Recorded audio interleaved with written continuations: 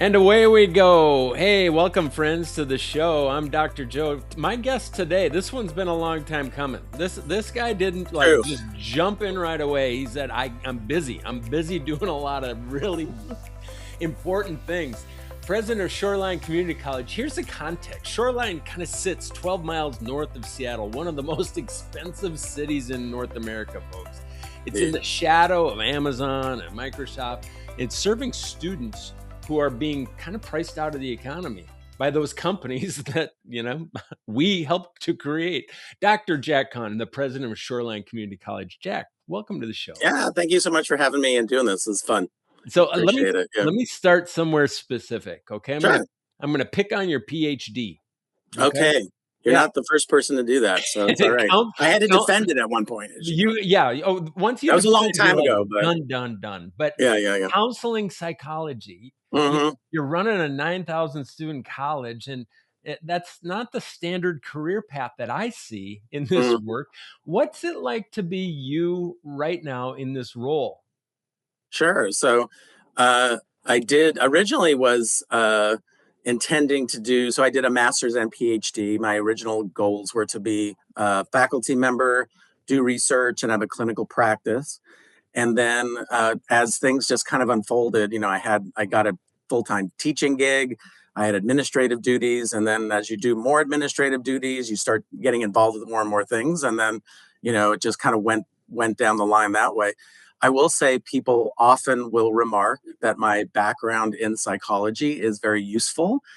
Particularly, I did do a lot of explicit training in crisis management, and unfortunately, that has been very helpful throughout my career and also this year in particular. So I do think having, in particular, in thinking about systems and human systems, Yes, not yes, not yes. just individual psychology, but sort of working with people across groups and within groups and that kind of thing. One So of the thought yeah, it's leaders been helpful, I think. Yeah, one of the thought leaders that I follow actually shared last week.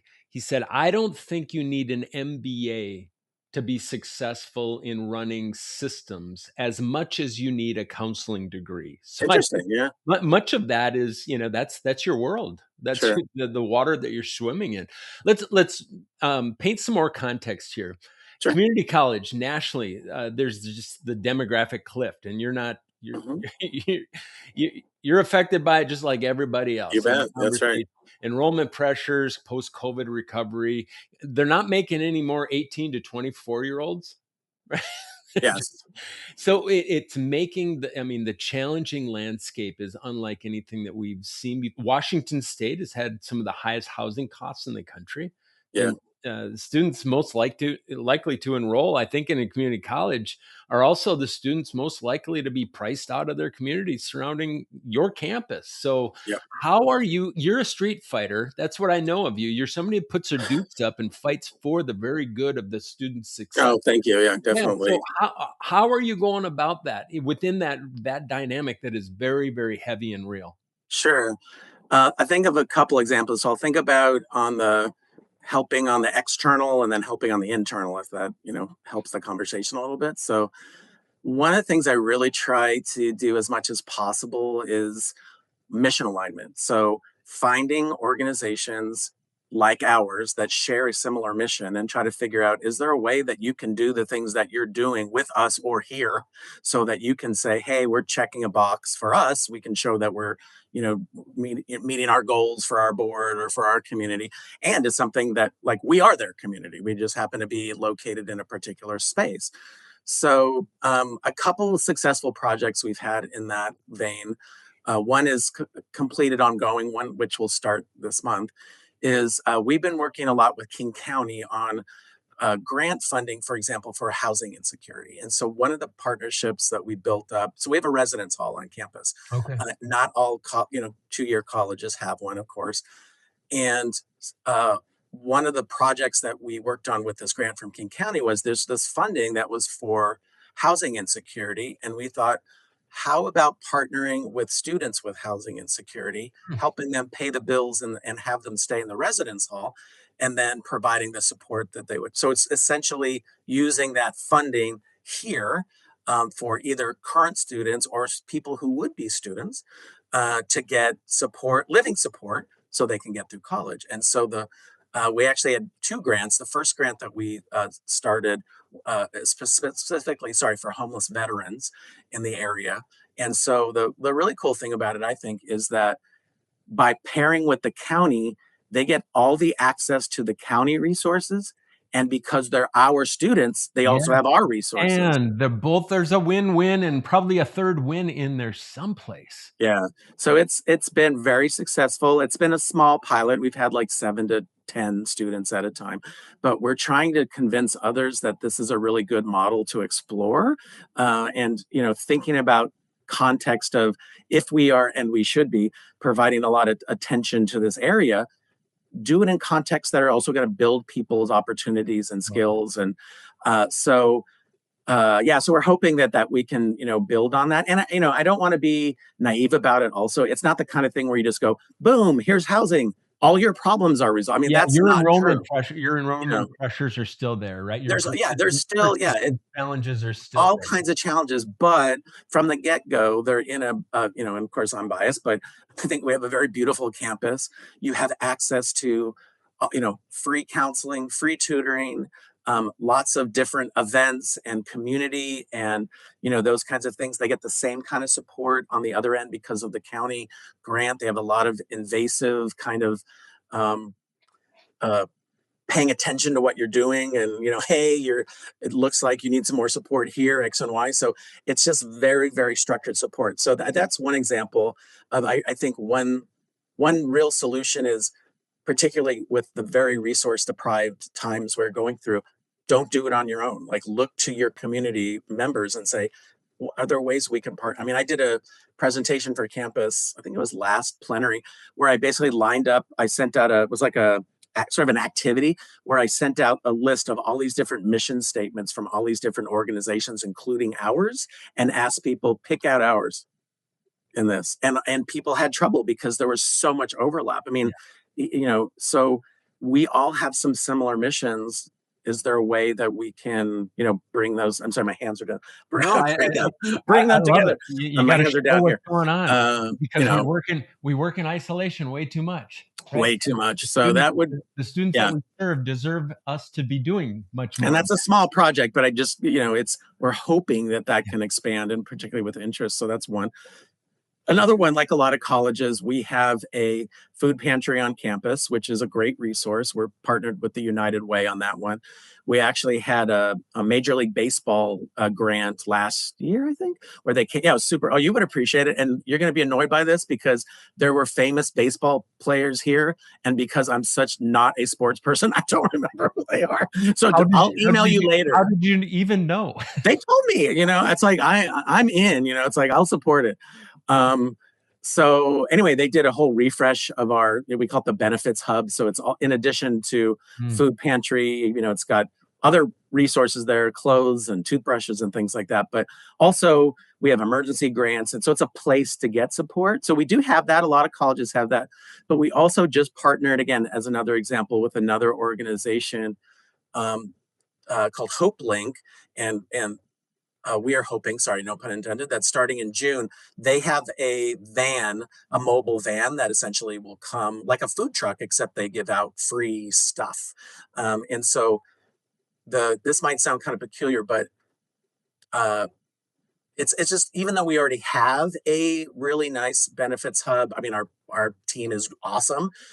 Sometimes people still don't know that we have it, or where is it, or how do I access it? So it's just another way. And their mission is to provide food to people who need it. So they said, can we come on your campus twice a week to do that? We're like, well, yeah, that's awesome. Thank you. Yeah.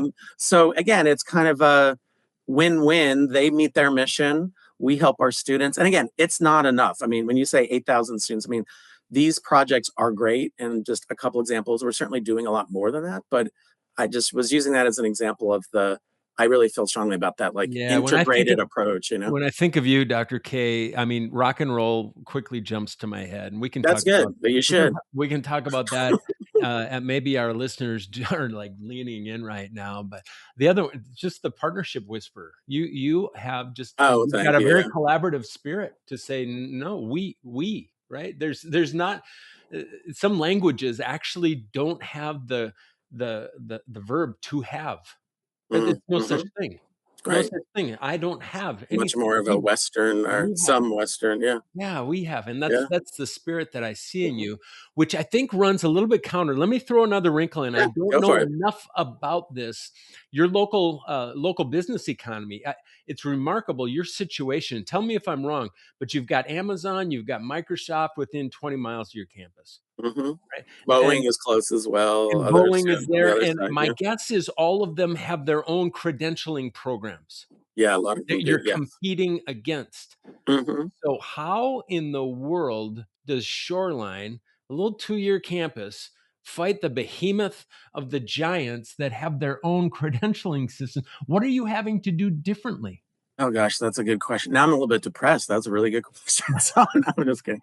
Um, so what we have started at, and to be honest, we haven't had a full 100% success story with this yet, but we've got a good traction with a couple places. I'm a really strong believer in credit for prior learning, or in this case, I'll call it Yeah, credit for current learning. sure. So similar concept, going to community partners and saying, you do this thing, whatever the thing is. Currently, that thing does not carry academic credit.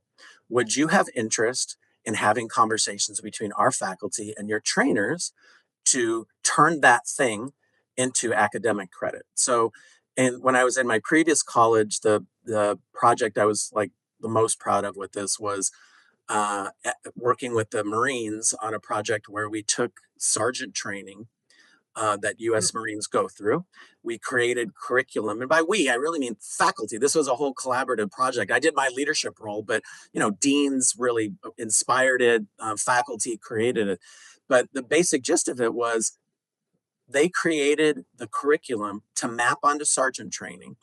And so and under an apprenticeship model in sure. California, and the apprenticeships in California are just fantastic. And so basically what it did was to say to Marines, instead of, hey, when you're done with X, if you want, you can go to college. Now they say, you've already gone to college by doing something we already were going to do.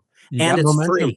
free. The momentum is already there. And if Let's you go. sign this piece of paper and go on the web, you will get 18 college credits for nothing. And if you want, you can continue and complete a 2-year degree or 4-year degree. So we've been taking that same concept and meeting with different partners. We worked a lot with our we have a really strong Korean community in Seattle, and there's a really beautiful Korean school here Mm. where they do language training, and we have a lot of very good community partners there, and good relationship with the Korean consulate. And we did develop a partnership with them around language instruction. We're now in the middle of where they're already doing language instruction and converting their language instruction to college level credit.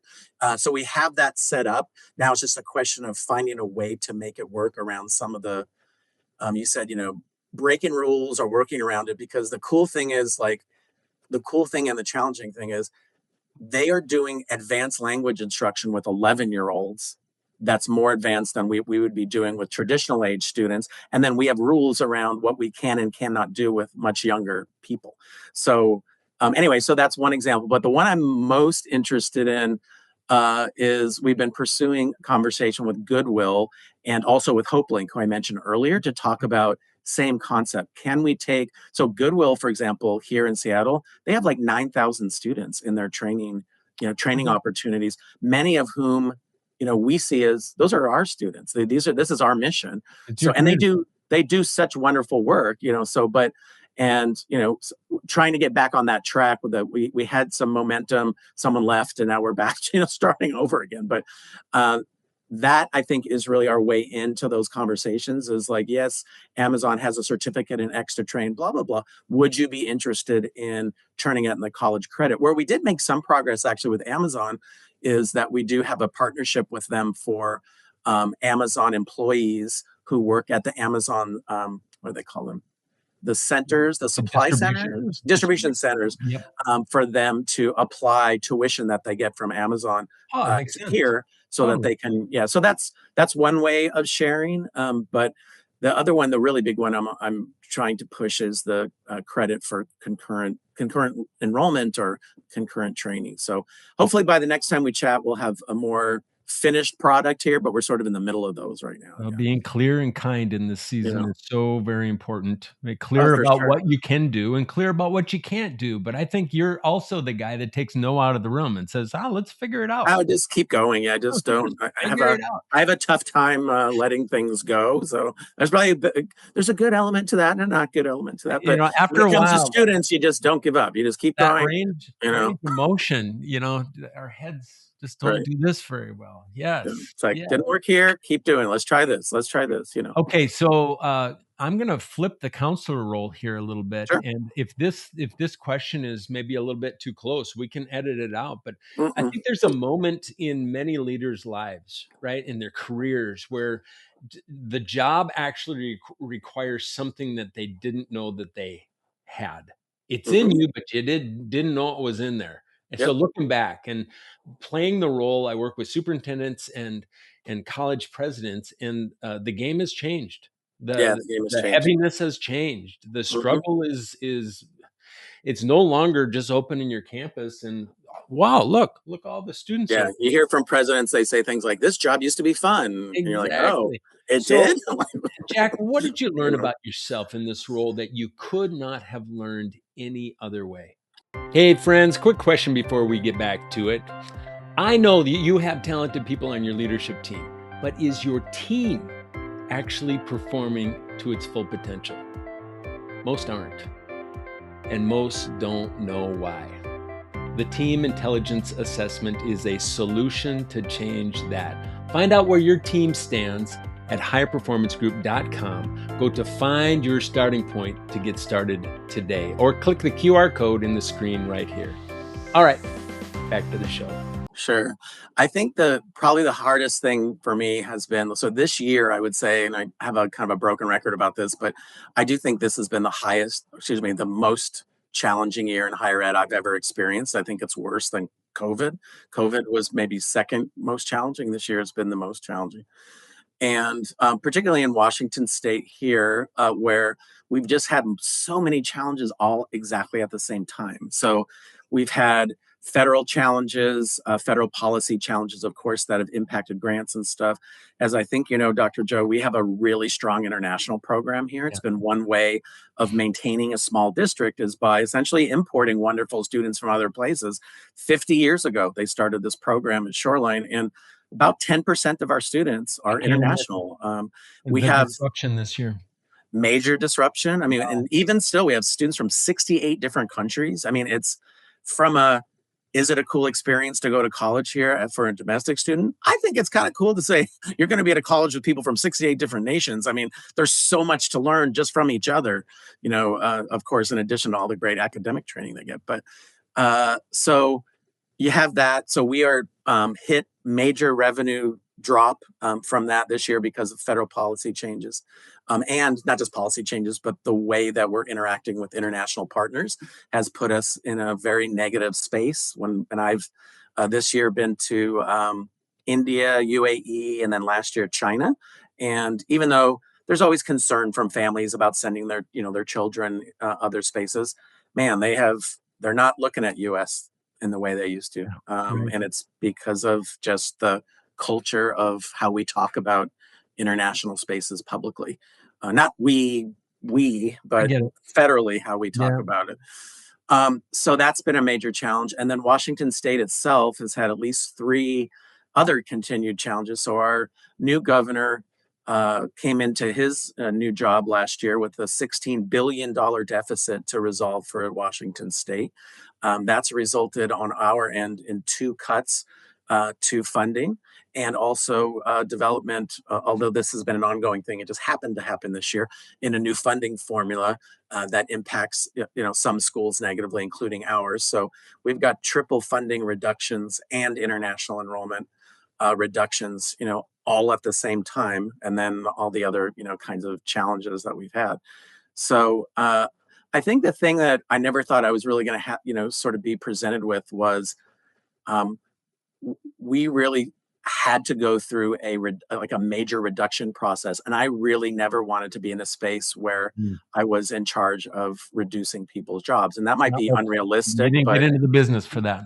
And maybe it's ridiculously unrealistic, but it's just like I never wanted to be in that space. And certainly I've made mistakes in my role and things I wish I would have done differently. But these external constraints are the cause. I mean, so there's nothing you could do internally to fix those particular things. So as we go forward, the challenge has been sort of shifting my mindset and trying to present myself as how do I work with my colleagues and my other leaders to make this really awful situation as least painful and as do things as humane as possible. So it feels like there's a tornado surrounding us. I can't stop it. And the best I can do is work with teams to get as many folks as I can into safe spaces while the tornado is around us, and then we figure out how to move forward. And that's been very challenging. How do You know, you, um this is another pretty direct question, but how do you keep that mind of yours hope-filled?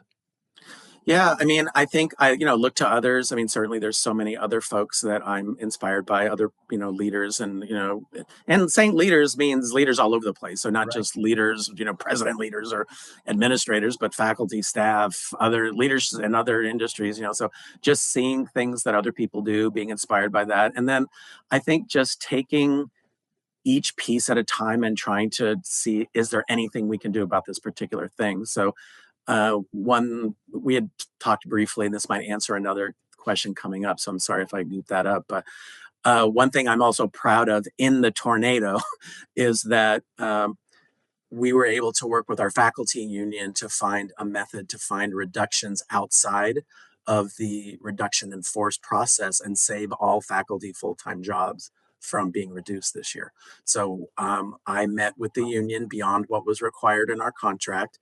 Um, our union was great, really organized, dedicated, good sense of humor. Might sound crazy given the conversation, but you Human. gotta, They're you just gotta, humans. You you gotta love know, your people. so they were awesome and creative, and we came up with some ideas and recommendations. It took many, many, many, many, many meetings outside of what the contract required.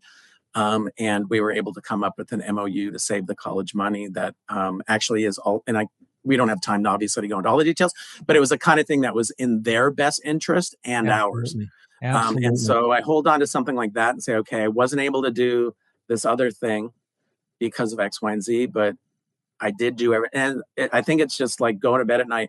Did I do every single thing I could? And if the answer is no, then I'm getting back up in the morning and trying something else. And sometimes it's hard because of the rules and what we're allowed to do or not allowed to do. And as a president, what I'm allowed to do or what I'm not allowed to do. But I think the hope is just, did I do everything I can? Yeah. And if I did, that's all I can do. It doesn't mean I feel great all the time because some of the things have been really hard and No, awful. the pressure you have Yeah. yeah, I think you also have to tell yourself that that pressure is a privilege. If from that office, it's Oh, not of for course. everybody. It's not for everybody, and I see you as somebody that's not a dreamer that sits back and wonders. You're a doer, you're a builder, you're Yeah. relationship first kind of you're the people's president, and if I were on your team, the fact that you have been building trust while you're building partnerships and programs, all that's happening on the foundational level is you're building trust, you're empowering your people, you're building collaborative environments Yeah. Thank you. That's for nice of you. Yeah. situations that call for times like this where you just got to reel people in and go, this is going to be a stinker of an issue here. Yeah. And I think that's a big piece of it is exactly that. It's the relationship building the whole way through. So you're not waiting until the crisis to get to know people, like you know people already. And you've been transparent and you've been showing information and you're sending out, more than you need to. And people get annoyed because they're like, Jack's asking us that. But then when you get to this, as much as it's still hard and people still have to, play their role or whatever, in the end they do know you're doing what you can. And not everyone, of course, not everyone's pleased with you, of course, at any time. But I do think overall um, that we built a lot of trust on the campus, given that there was a lot of trust, and there still are things we're working through. But I came into the campus day one from the board saying there's been major trust issues on this campus. So I think we've made significant progress with that, and it does help, with the crises. Bravo. Yeah, But bravo. We good. got to change. Yeah. I mean, this is a minor chord right now. I'm going to move this to a major chord. Okay. We're going to do the lightning round. We're Okay. going to move this thing from the sobering bad news to you as a human, kind of working Okay. through this as truly a superhuman. I'm not going to ask you a quote that you live by, because that's something that I ask everybody. But how about worst advice that you've heard in leading people? Worst advice I've heard, or worst advice I've observed, or something like that. Observed, Sure. heard, hopefully didn't put into practice. I would say the worst, maybe worst leadership is when you do everything yourself and don't empower your team to do things. I think that's and you do have to check in and make sure that things get done. But I, certainly have been in situations where um, it's clear my boss doesn't trust anyone, and that does not engender trust across an institution. Right. Okay. Best advice. I'm going to go with the flip of that, which is, uh, rather, whenever you're working on something, the best advice is ask folks what their ideas are about it first before you open your mouth. What are your thoughts about this? Because much of the things that you'll get from folks are things that totally align with what you like, regardless. And people always come up with cool stuff that you don't think about. So I you think should never that's lead with a brilliant. this Jack thinks X. It's a we have an issue with this. What should we do? And then, and again, so anytime you ask, it's like asking for feedback about X. Sometimes you get stuff that's wackadoodle, and it's like, no, we're not going to wear orange jumpsuits to, is whatever. That's okay. I get it. Maybe it's colorful, but we're not doing that one. But you will get stuff where it's exactly like, yes, I was thinking about something like that. And there's always times where people will take something either I already thought of, or and make it better, or they come up with stuff you're like, that is a really good idea. That's awesome. Okay, Mr. People's President, do you hold any Whoa, we just blew a circuit there, folks. You know what it is? That's You were going to ask about an that unpopular opinion, and we got censored, I think is what it we was. must have got, yeah, an unpopular opinion that you're really eager to defend. Okay. So I was just defending this the other day. So I think a lot of people, if people are listening or share this, will relate to. And it's, I think, unpopular in some groups and popular in others. So as you know, in the modern world, there's a lot of negativity about higher education. And there's a lot of rhetoric around, well, I didn't learn this and this wasn't useful. And I paid all this money for a degree in Y, and I'm not able to get a job, and et cetera, et cetera. And there's a lot of criticism for higher ed that is absolutely accurate. I mean, and we have Hmm. so much to redesign and so much to build better for our students. So that's not that it's untrue. However, I think often what's missing in the conversation, and it's kind of delicate to talk about, is I would say higher ed or any education is not just about what you're presented with, it's what you do there. That's it. It's not about your grade, it's not about your diploma. And yes, going to Harvard or Yale, that's going to be a nice bump for you in terms of relationship building and that, of course. But I think they're in those conversations, and there is this idea that I should just go kind of show up and then I get my degree and I should get a job in X. It's like, no, you got to like read books and engage in things and go to events and participate and develop. And so, and while that might not, you say, how is that unpopular? It's unpopular because I think people believe that somehow they're going to magically be in these spaces by signing up and not put in the effort and not put in the stress and not put in the I'm uncomfortable by my class in X, and think they're going to grow, develop, and be more competitive and whatever. So I feel strongly, and I'm old school, I got, Well, the boy is man, heating up here. you know what I'm saying? Hey, you gotta be involved. And that's not you, all of us. If you want to learn, you have to be engaged You and be gotta learn. uncomfortable and do the work and meet people different than you and look at your privileges and all that stuff, and if you do that and you engage and you learn how to think and understand and all that stuff, and certainly getting specific skills in A, B, and C is super cool and useful. But that other stuff that happens and can happen in college isn't just what we offer, it's also what students have to choose to participate in too. I don't think Just, many people out there would see that as an unpopular. I think many people are aligning with you, going, but "Yep, you know what I yep, mean yep, though? And I yep." actually had an argument with someone about it because the focus, and again, I'm not concerned about the focus being on us. We do need to do a bunch of stuff differently. That's true. I'm going to move And, past this you issue. know, This is the fine, lightning round. Let's fine. go food. I need to know Dick's Drive-In or Ivar's. Oh gosh. I'm going to have to say Dick's Drive-In, and they're here on campus today, as I told you. What? Yeah. Is that an everyday thing? No, we have a special event today. It's preview day. Parents, families, kids, check Oh, out our programs. bring in the Come best. check out biotech, automotive, And medical lab technology, meet faculty. Come here in the fall. Go to Dick's Drive-Through. Have a great evening. unpaid advertisement, Dick's There you go. Drive-In. There it is. How about Yeah. something you've changed your mind about lately? Something I've changed my mind about lately. I do change my mind a lot. I can't think of a specific one, but I'm thinking of one of my supervisees who was a nice compliment, who said that uh, he is able to get me to change my mind on things, and that I will listen even when as you can see, I'm an emotionally expressive person. And so sometimes that can be a challenge, I think, for folks who are less emotionally expressive. So I think I'm sorry, I don't have a specific one, but I have changed my mind on practice and policies around how to do stuff recently, but I just not thinking of one. Sorry. Well, let's go with that. Something Process. that you probably have never ever questioned your decision, your role at Shoreline, that you'd make 10 times over again. I think that example I gave you about working with the union, I would do anything I can to prevent job loss, particularly if it means finding a way to help the institution and individuals where you have a win-win. Never go back on that work, even though it was a ton of additional work for everybody. All right, rock and roll guy. If you weren't running a college, what are you doing?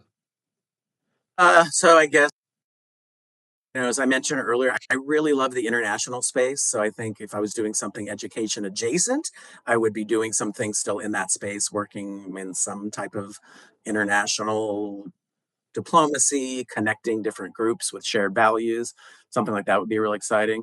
As we kind of joked about earlier, maybe too late for a rock and roll career at this point, but with AI and filtering, and whatnot, could look pretty good, and so I can be out of tune, but be in tune, so I think there may be a future there too. That could be fun. That could be fun. How about a short phrase for Shoreline's future? Short phrase for our future is hopeful and innovative. We've got a lot of cool stuff coming up, and we're not giving up. Dr. Not Khan, giving up. everybody, this has been, like I said earlier, a long time coming. So appreciate Yeah, thank you being so on much for the show time. here. This was really fun. Here's the lesson that I really pull. Just the variable isn't always funding, right? It isn't always policy. It isn't always demographics. It's whether the institution was designed to have that passionate belief system that we're seeing in this amazing human, right? About the students that are walking in the door. You see each and every one of them. So if you're an aspiring community college president, if you're an educator, I hope that you were able to pull something from this interview here today that spurred you, that encouraged you, that probably challenged you as well. If our listeners want to learn more about Shoreline, where would you direct them? So certainly we have a website, www.shoreline.edu. And if you provide email addresses, you certainly can provide my email, and I'd be glad to connect them either to myself, if that's appropriate, or somewhere else on the campus. And if somebody wants to create free graphics for your new album cover? Oh, that's a good question. Yeah, definitely email me directly. I'll give you my phone number as well. Jack, thank you. Thank you so much for joining us on the show. Sure, thank you so much. That's fun. That's the show. Peace, and keep your dukes up. Take good care.